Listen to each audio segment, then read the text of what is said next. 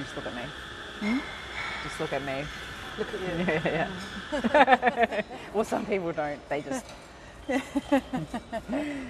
So I'm here at ASIM 19 with Professor Helen Berry from Sydney University, who gave one of the opening keynotes on climate change and mental health, and sort of talking about bringing a systems approach and systems thinking to these two very complex problems, and you spoke about how they interact. So I guess, could you give us a summary, if you can, of some of your sort of take-home messages for the audience? Yes, I think you summarised it really well yourself, actually. So some key things that I would want people to be aware of is that mental health is itself the result of long and complex causal chains. It doesn't pop out of nowhere, either good mental health or bad mental health. And climate change and climates and weather and so on are also the products of incredibly complex systems. When you put those two together, you can end up with something that's so complex it seems unmanageable. So what I would want to urge people to do is to engage with the complexity and not oversimplify, but also to offer people ways of doing that in a structured way that can help people understand how to take some effective action and avoid doing things that either may not be ineffectual or may not be optimally effectual, or may even be harmful, unwittingly harmful. So what I'm thinking of particularly is that, and this happens in all conversations about mental health and sometimes about climate change, people's natural instinct is to jump to the end of the causal chain, to the mental health outcome, either good or bad, and often to focus on the bad. So people have mental health problems in our community. The prevalence of these is, if anything, rising. It's extremely common among young people. And when people start thinking about how worried people are about climate change, they kind of jump to the conclusion that climate change is causing psychiatric disorders. I don't think they necessarily mean to say that, but that is what they're saying. And then they jump straight to the how do we treat that, how do we deal with that? And what I would say is there's actually very little evidence now that climate change is actually causing new onset of psychiatric disorders. It certainly seems to be the case that those who have existing psychiatric issues are more sensitive to worrying pathologically about climate change, but that's more a function of their existing morbidity rather than the result of climate change itself. But I think it's perfectly reasonable to think that people may be getting so afraid of climate change it could start to actually cause mental health problems and certainly worsen existing mental health problems. But it isn't necessarily helpful to focus all our attention there, because the causes of that situation arising lie a long way before mental health symptoms emerge. So I would want people to think about what are the kinds of things that are causing mental health problems, what are the kinds of things that are causing climate change, and how are these interacting, and are there really smart things that we can do that are very doable that could help prevent some of these impacts, that could promote good mental health and adaptation and functioning, and also provide some avenues for addressing mental health problems, including when they're related to climate change, in a way that is effective and also promotes recovery and non-relapse afterwards. So I'd really be inviting people to engage with those ideas, even though I know they take a bit more untangling and a bit more thinking. So, for example, in the immediate aftermath of a disaster, reinstating lost connectivity for Wi-Fi or internet and so on is actually a really great mental health intervention, particularly for younger people, because they are so reliant on it and they feel so cut off from the world and their sources of support without it.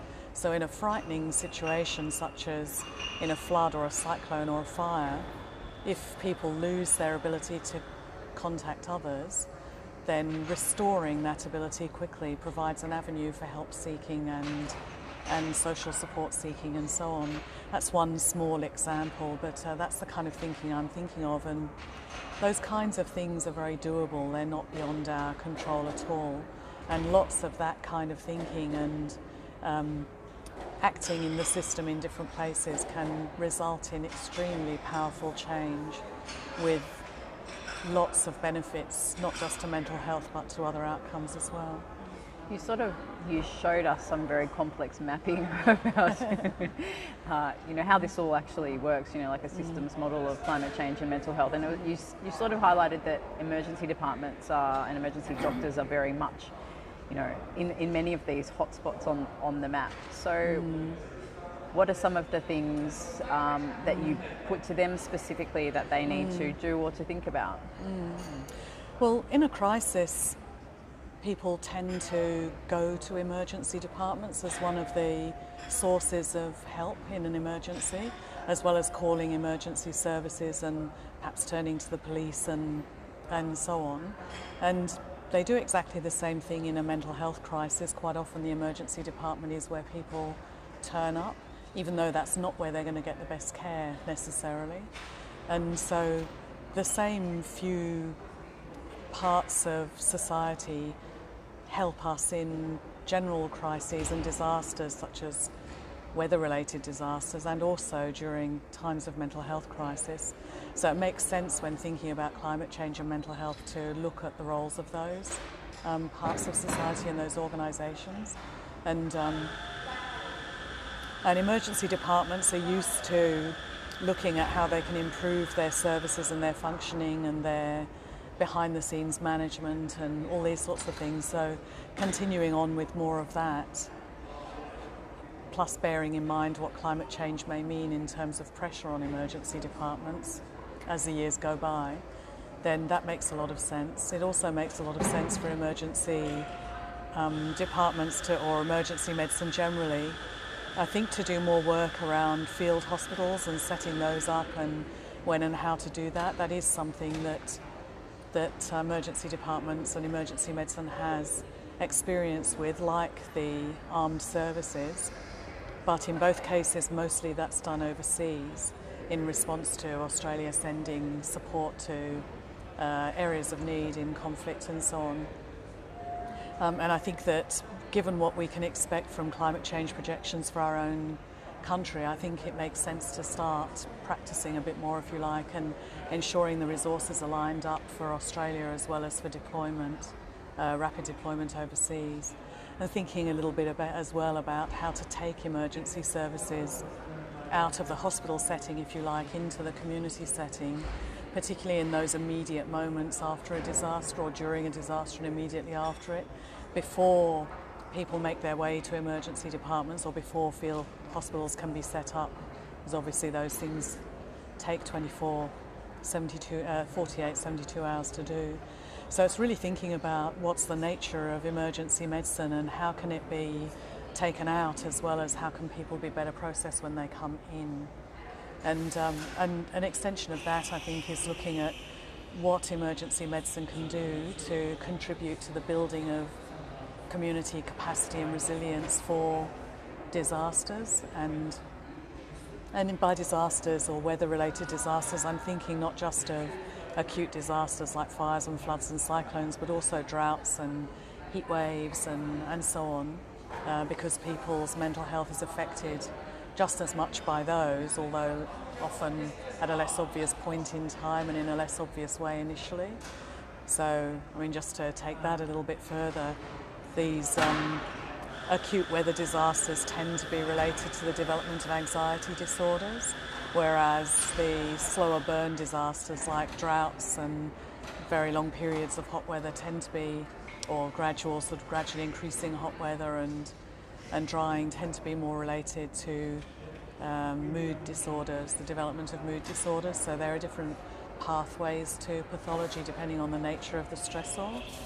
And I think that's an area where emergency medicine also can make a contribution, because dealing with suicide attempts and so on is something that emergency medicine is used to handling.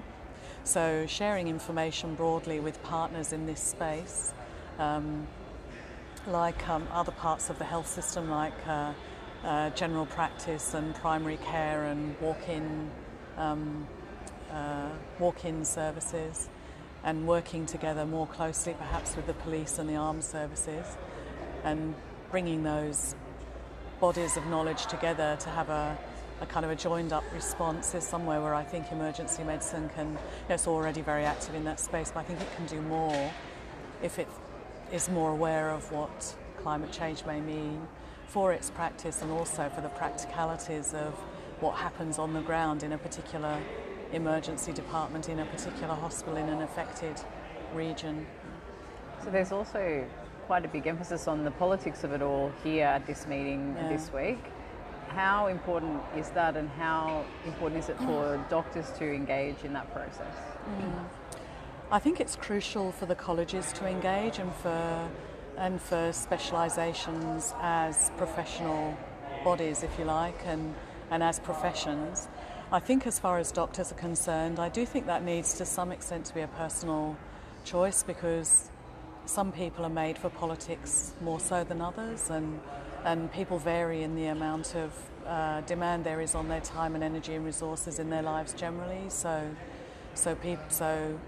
medical professionals or emergency medicine professionals who are younger may be raising children, they may be in the early days of building families and relationships and careers and so on, and or they may be freer than other older people in the profession. So I think it depends a bit on individual circumstances and on their own personal health and well-being and their own personal resources. So I wouldn't say all doctors should do this or that, but the professions definitely should as a whole, the colleges as a whole. So what the College of Emergency Medicine is doing is absolutely appropriate and also absolutely necessary. Political pressure is extremely important. You did say this morning that we haven't arrived at climate change by accident. Yes, we haven't. What was the point you sort of made there?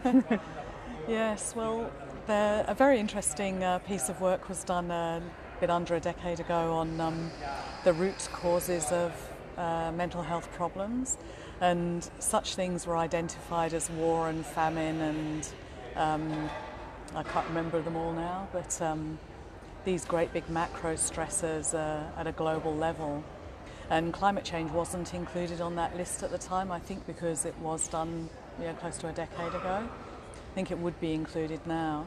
But if you think about what sorts of things cause wars and famines and inequality and injustice and forced migration and all these kinds of root causes of mental health problems, it's the exploitation of the world and its resources and its people without consideration for what that means to build wealth and power for the few at the expense of the many. And that's exactly the process that's delivered us climate change as well, the plundering of the earth and its resources, including its human resources, without regard for the costs of doing so in order to maximise short-term gain for the few. And so mental health and climate change, you could say, have the same root cause, and they also interact with each other to make the situation worse. And we could, when a system is or when parts of a system are interacting to produce pernicious outcomes, that means the system is under pressure and not functioning properly. But it itself contains the answers to those problems. So we have to understand the system and work out how we can make some changes that will reverse or at least neutralise the pernicious outcomes. And attacking some of those underlying philosophical or even moral, ethical kinds of issues, I think, is one thing that we need to do. But we as humanity need to make the case that in the way that children and young people are currently making the case around climate change, that plundering the planet without regard for the consequences is not okay. There are all sorts of things that it produces that are not okay, but that act itself is not okay. It's immoral, it's wrong, and it shouldn't happen. And that's part of the message I think that we need to send out as professional bodies, that this is just wrong.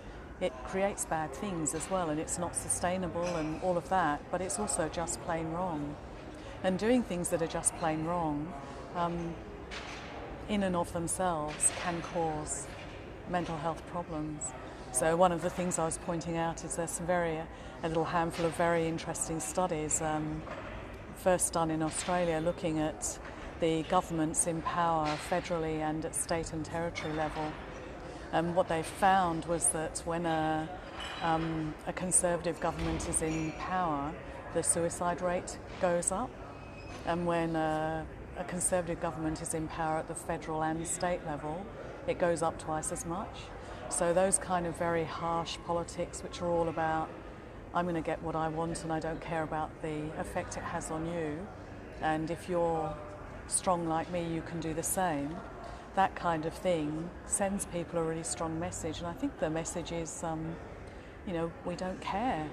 And for those who are in the vulnerable strata of society where for various personal or circumstantial reasons they are at risk of mental health problems and even suicide, hearing those kinds of messages is crushing and seems to just push a few more people than might otherwise have attempted suicide to go ahead and attempt or complete suicide. So I think the ethical messaging is really, really important, because it, apart from the fact that it's calling out that behaviour, which I think we need to do, it also tells those who do listen, and people who are in crisis and living with great disadvantage do listen to what the public messages are about life and the world and their country and what's going to happen to them. It's about talking to them and saying, well, we know and we care, and this isn't okay in our book either, and we're doing everything we can to make this different. Which is also a message that needs to be conveyed by doctors, I suppose. Exactly so, exactly so. And doctors, the vast majority of doctors are held in the highest possible esteem by Australians, and so they should be.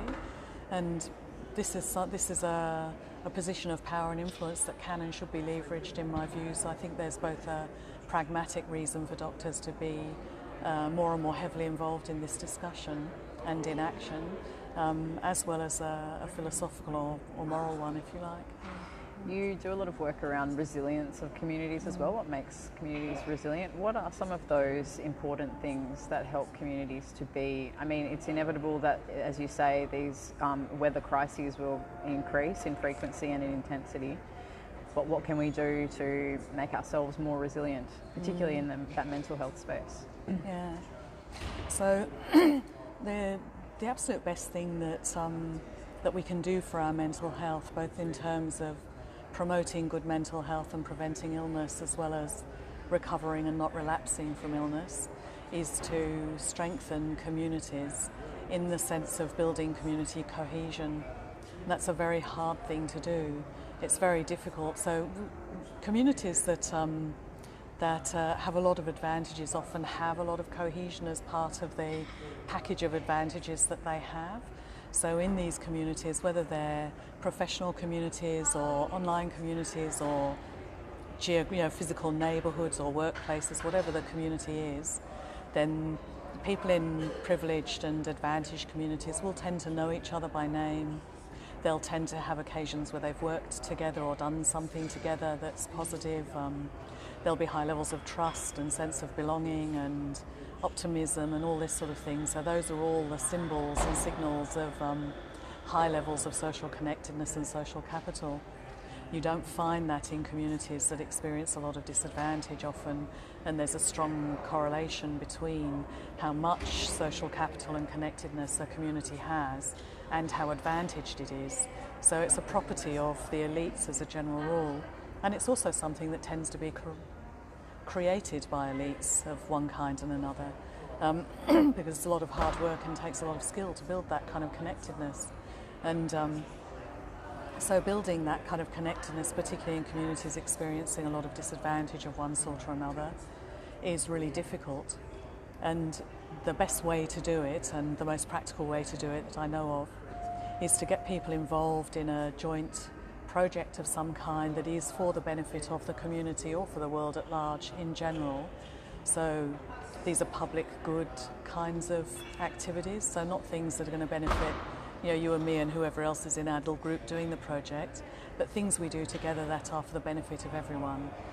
And when people come together to do those kinds of projects, they get to know each other better and in a good way, and they learn that they can trust and rely on each other and that they'll help each other, and that develops a sense of caring and identity and ultimately of belonging.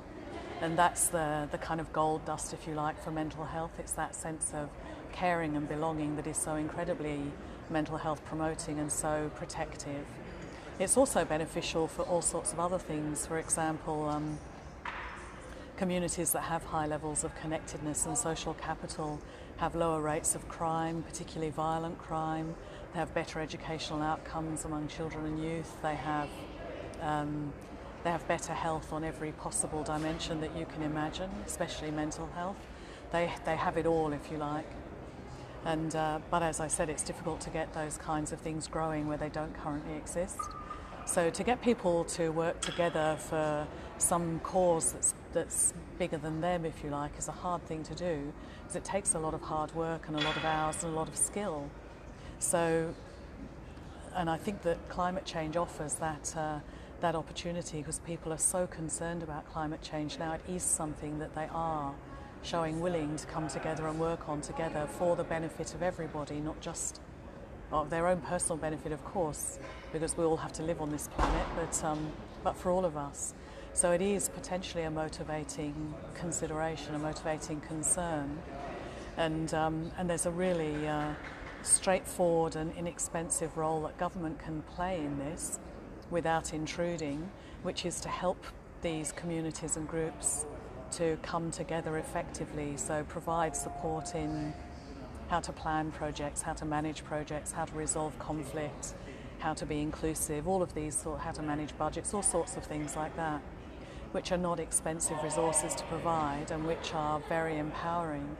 And of course, once communities do go through the process of completing an important project, then they have a sense of great pride and achievement and celebration, and it's a very connecting thing in and of itself. But then they also have a template for how to do that again in another project, or even maybe on a bigger scale.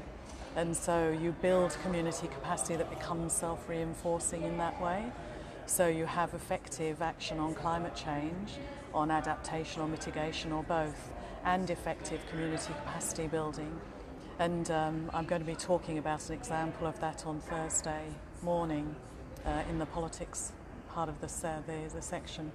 But it doesn't really matter what the project is. You get those benefits, whatever it is, as long as it's a project for the general good.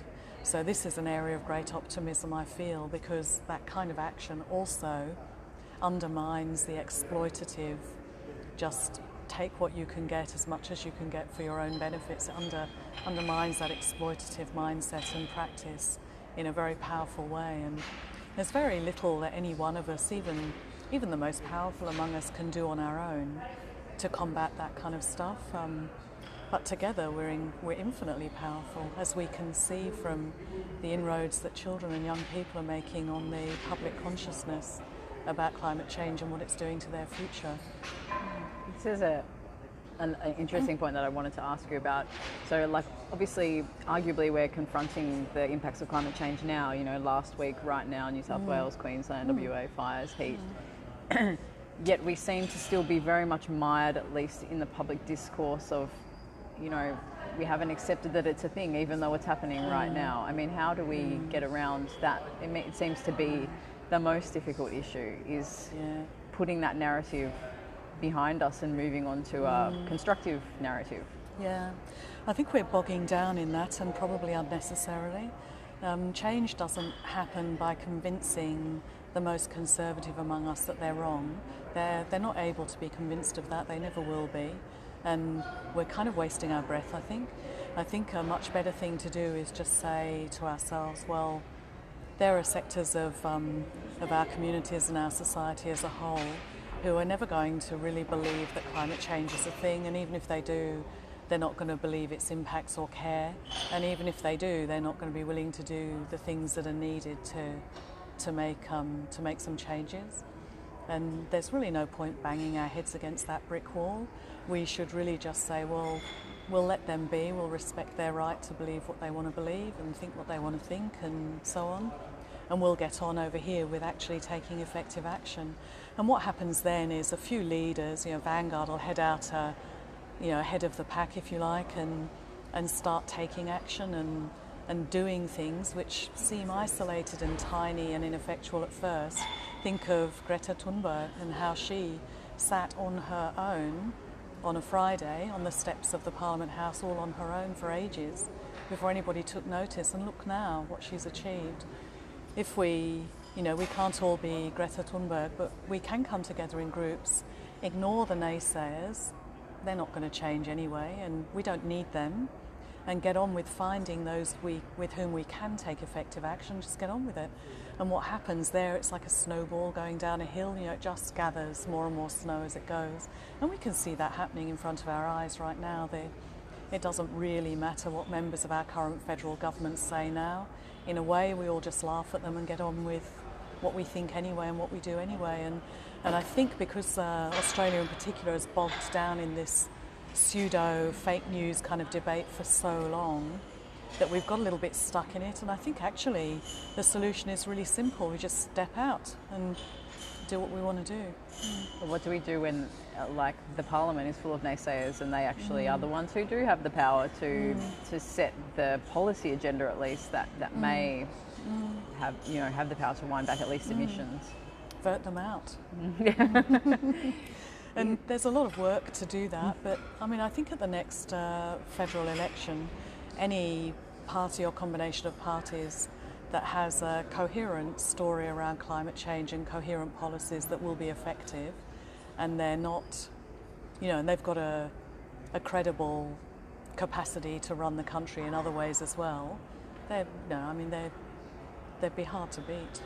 I think people were very shocked by the last election outcome and are very, very uncomfortable with the current policy setting and dialogue around climate change.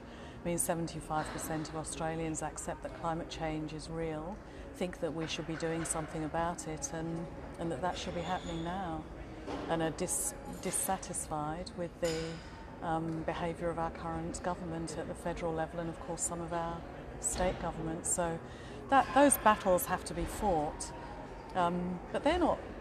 There's an element of those battles which is about, and they are battles, one side fighting the other, and that has to happen. Politics is a contest of ideas, and if you care enough about those ideas, you will fight for them.